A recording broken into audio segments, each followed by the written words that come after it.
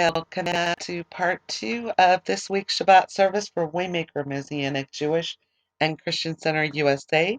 It is Saturday, January 23rd, 2021, and on the Hebrew calendar it is Shabbat 9 in the year 5781. One thing I forgot to mention, we are no longer just limited to being on Facebook, which is where we actually had started. We are on Gab, we are on USA.life, and we are on MeWe. So come join us on all platforms. Support these platforms that are actually very good for us. These are more uh, Christian and believer platforms, actually, and it is a place where we really should be gathering and empowering one another. So I'm just going to mention that before we move into the Torah portion.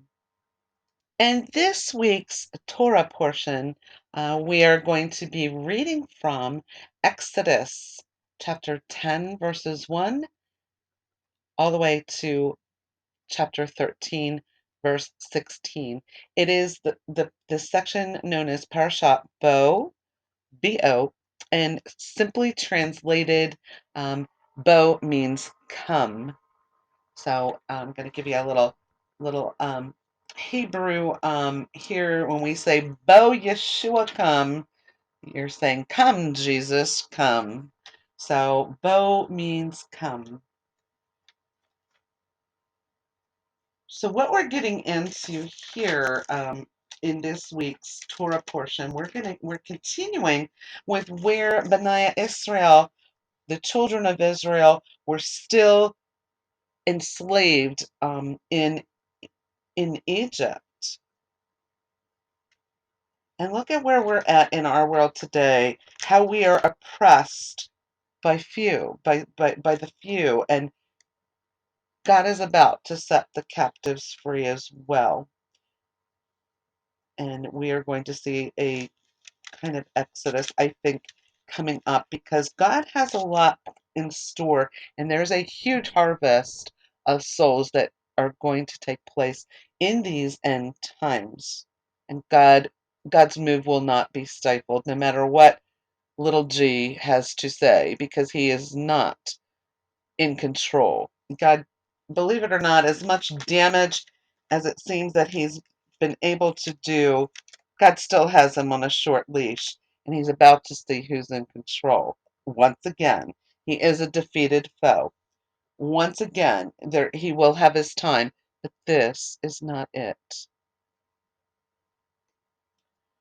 Parashat Bo.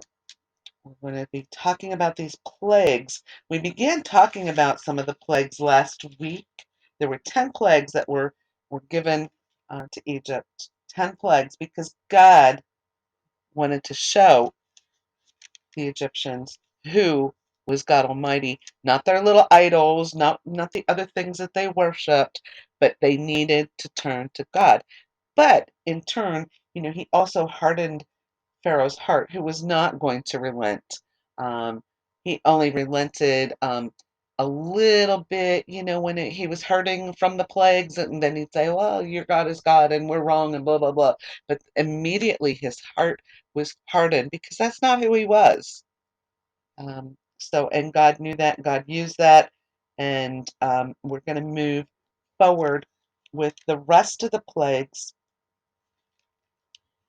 and continue on. Um, so, chapter 10, locusts and darkness.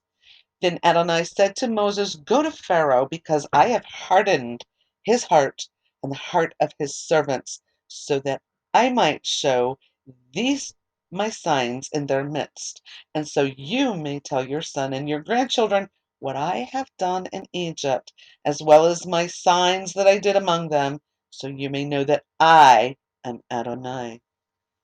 So Moses and Aaron went to Pharaoh and said to him, "This is what Adonai, the God of the Hebrews, says. How long would you refuse to humble yourself before me? Let my people go, so that they may serve me. Or else, if you refuse to let my people go, behold, tomorrow I will bring locusts into your borders. Then they will cover the face of the earth so that no one will be able to see the ground. They will eat the remainder of what escaped, whatever is left from the hail, and eat every tree that grows for you out in the field. Your houses will be filled, as will the houses of all your servants, and the houses of all the Egyptians, as neither your fathers nor your grandfathers have seen since the day they were on earth until today. Then he turned and went out from Pharaoh.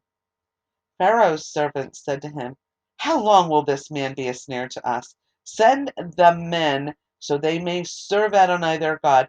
Don't you realize yet that Egypt is being destroyed? So Moses and Aaron were brought to Pharaoh again. Go serve Adonai your God, he said. But who will be going? Moses answered, we will go with our young and our elderly, our sons and our daughters. We will go with our flocks and our herds, for we must have Adonai's feast for him. And he said to them, so may Adonai be with you, if I ever do let you go with your little ones. See clearly now, evil is in your face, not so. Go now, the men, and serve Adonai. So Pharaoh wasn't going to let them all go. For that's what you were seeking. Then they were driven out from Pharaoh's presence. Then Adonai said to Moses, stretch out your hand over the land of Egypt for the locusts, so they may come up onto Egypt and eat every plant in the land, everything the hail has left. So Moses stretched out his staff over the land of Egypt, and Adonai brought an east wind over the land all that day and all night. When it was morning, the east wind brought the locusts. The locusts came up over all the land of Egypt and rested on the entire territory of Egypt. So dense, there was nothing like it before them, nor will there ever be again. For they covered the face of the whole earth, so that the land was darkened, and they ate every plant in the land and all the fruit from the trees that the hail had left. No green thing remained, not a tree or a plant or the field throughout all the land of Egypt. Then Pharaoh quickly called for Moses and Aaron and said, I have sinned against Adonai your God and against you. Now forgive my sin only this once, please. So pray to Adonai your God, just so he would take this death away from me. So you can see how Pharaoh in distress. I mean, so we need to also look at this too. How often do you just have a relationship with God and cry out in distress? We need to have a relationship and talk to God all the time. He's our Abba Father. So he went out from Pharaoh and prayed to Adonai. Then Adonai turned the wind from the west very strong, and it carried off the locusts and drove them into the Sea of Reeds.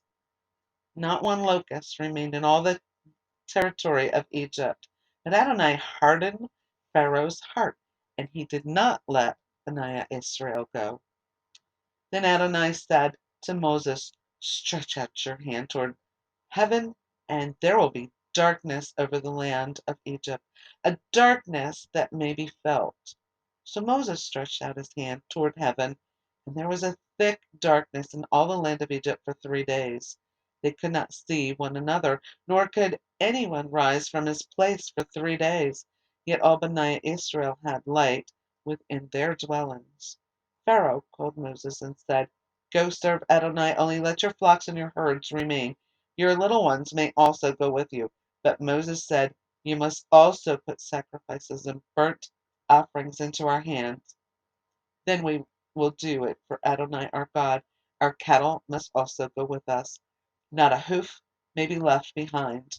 We must take from them to serve Adonai our God. We ourselves will not know how we will serve Adonai until we arrive there. Adonai hardened Pharaoh's heart, and he was unwilling to let them go. So Pharaoh said to him, go away from me. Take heed never to see my face again, because on the day you do, you will die. He just cursed himself, because listen to what Moses is saying at the very end of chapter 10. Right, Moses said. You said it. May I never see your face again.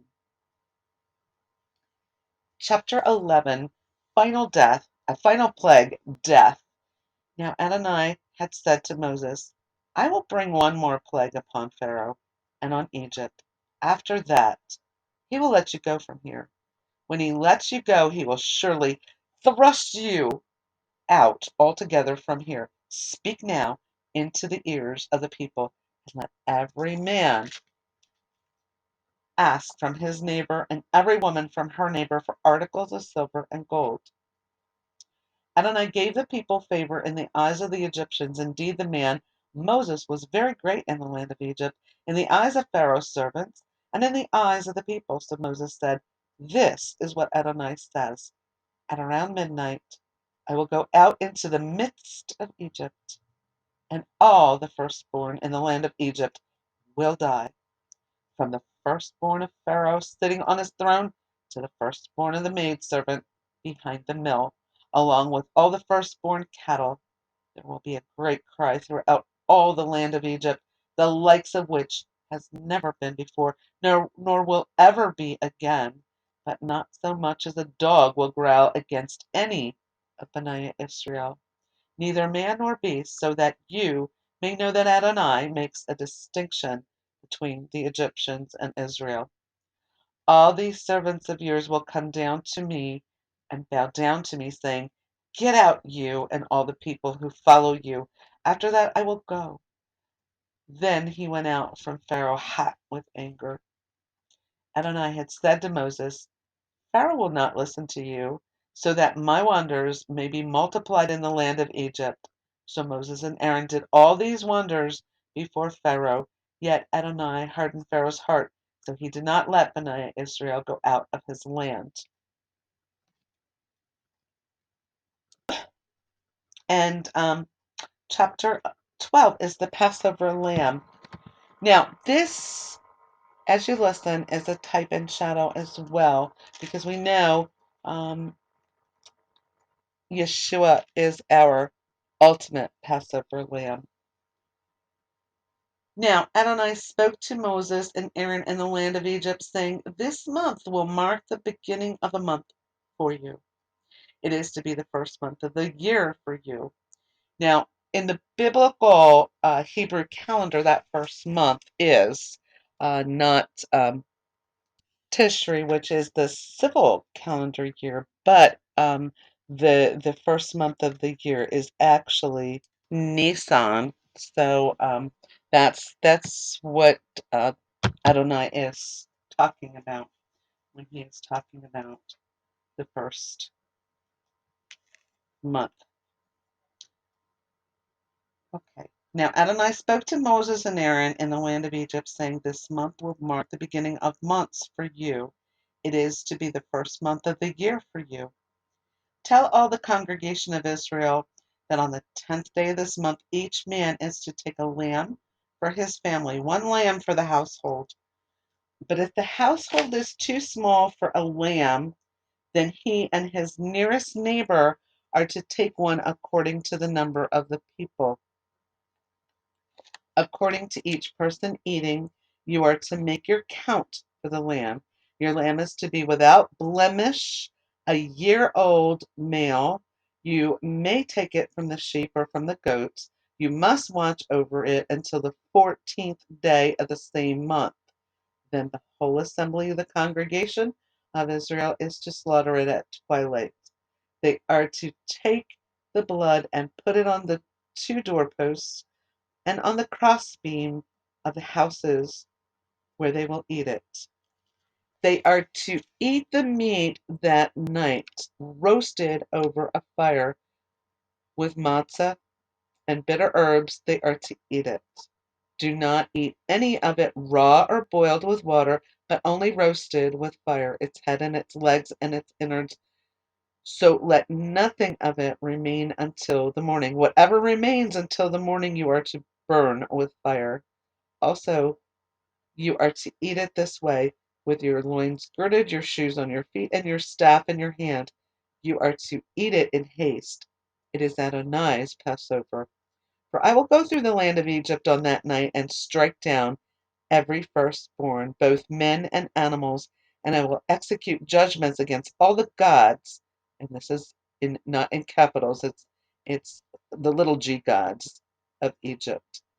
I am Adonai. The blood will be a sign for you on the houses where you are. When I see the blood, I will pass over you. So there will be no plague among you to destroy you when I strike the land of Egypt. This day is to be a memorial for you. You are to keep it as a feast to Adonai.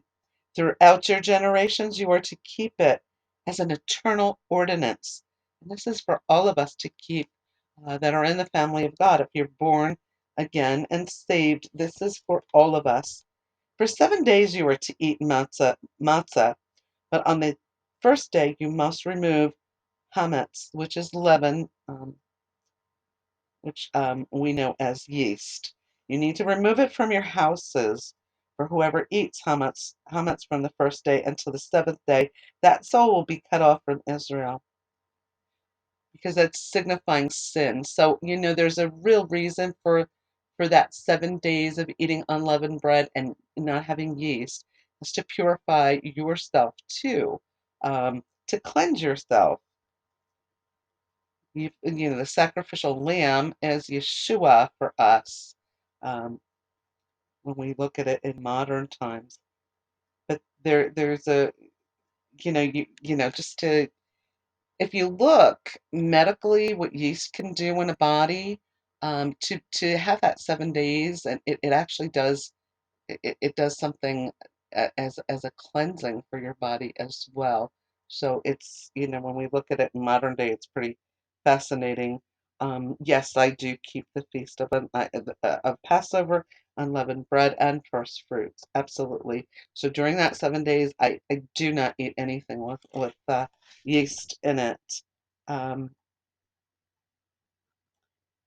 Anyway, for 7 days you are to eat matzah, but on the first day you must remove hametz from your houses. For whoever eats hametz from the first day until the seventh day, that soul will be cut off from Israel.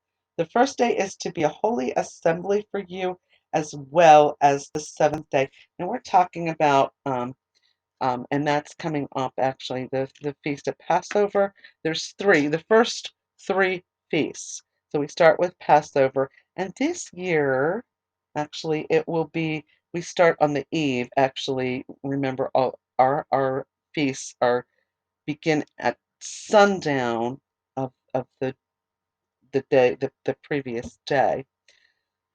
So Erev Passover is actually on the 27th, and yet the Passover in Hebrew is known as Pesach.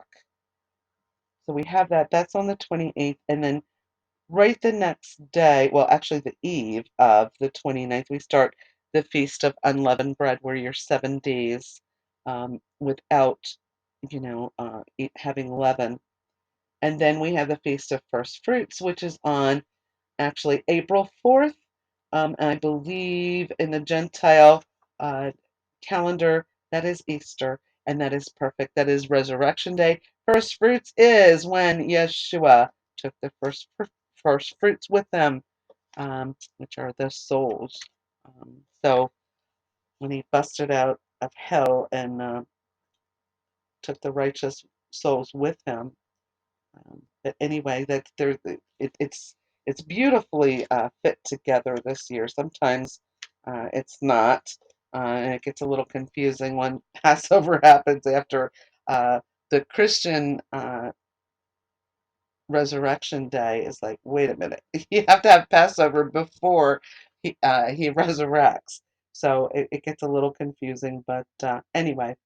We do the best that we can, but we need to keep Passover. There's a reason why those are commanded feasts of God for all generations. It's not just meant for Jewish people. It is meant for all the family of God, and we will be celebrating those um, in eternity. I can guarantee you, because these were meant for all time. The first day is to be a holy assembly for you, as well as the seventh day. No manner of work is to be done on those days except what is to be eaten by every person, that alone may be prepared for you. So you are to observe the feast of Matzah, for on this very same day have I brought your ranks out of the land of Egypt. Therefore you are to observe this day throughout your generations as an eternal ordinance. During the first month, in the evening of the 14th day of the month, you are to eat matzah until the evening of the 21st day of the month. For 7 days, no hametz, which is leaven or yeast, is to be found in your houses. For whoever eats hametz, that soul will be cut off from the congregation of Israel, whether he is an outsider or one who is born in the land. You are to eat no hametz, no leaven, no yeast. In all your houses you are to eat matzah.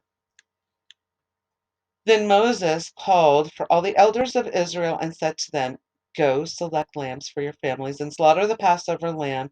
You are to take a bundle of hyssop, dip it in the blood that is in the basin, and apply it to the crossbeam and 2 doorposts with the blood from the basin. None of you may go out the door of his house until morning. Adonai will pass through to strike down the Egyptians, and when he sees the blood on the crossbeam and the 2 doorposts, Adonai will pass over that door and will not allow the destroyer to come into your houses to strike you down. Also, you are to observe this event as an eternal ordinance for you and your children. When you come into the land which Adonai will give you, as he has promised, you are to keep this ceremony. Now, when it happens that your children ask you, what does this ceremony mean to you? You are to say, it is the sacrifice of Adonai's Passover, because he passed over the houses of Bani Israel in Egypt when he struck down the Egyptians, but spared our households. So the people bowed their heads and worshipped. Then Bani Israel went and did it. They did just as Adonai had commanded Moses and Aaron. So he came about at midnight that Adonai struck down all the firstborn in the land of Egypt, from the firstborn of Pharaoh sitting on his throne to the firstborn of the captive who was in the dungeon, and all the firstborn cattle. Then Pharaoh rose up in the night, he and his servants and all the Egyptians, and there was a loud wailing in Egypt, for there was not a house where someone was not dead. So he called for Moses and Aaron at night and said, rise up, go out from my people, both you and Bani Israel. Go serve Adonai as you have said. Take your flocks and your herds, as you said, and be gone. But bless me too. Now the Egyptians urged the people, sending them out of the land quickly, for they thought, we will all be dead. So the people took their dough before it was leavened with their kneading bowls bound up in their cloths on their shoulders. So Bani Israel acted according to the word of Moses. They asked the Egyptians for the articles of silver and gold and for clothing. Adonai gave the people favor in the eyes of the Egyptians and let them have what they asked for. So they plundered the Egyptians. Then Bani Israel journeyed from Ramses to Succoth, about 600,000 men on foot, as well as children. Also a mixed multitude went up with them, along with the flocks, herds, and heavy livestock. They had baked matzah cakes from the dough that they brought out of Egypt. It had no hametz, because they were thrust out of Egypt and could not delay, so they had not made provisions for themselves. And I'm going to pause it here and come back with part 3 and finish up the Torah portion.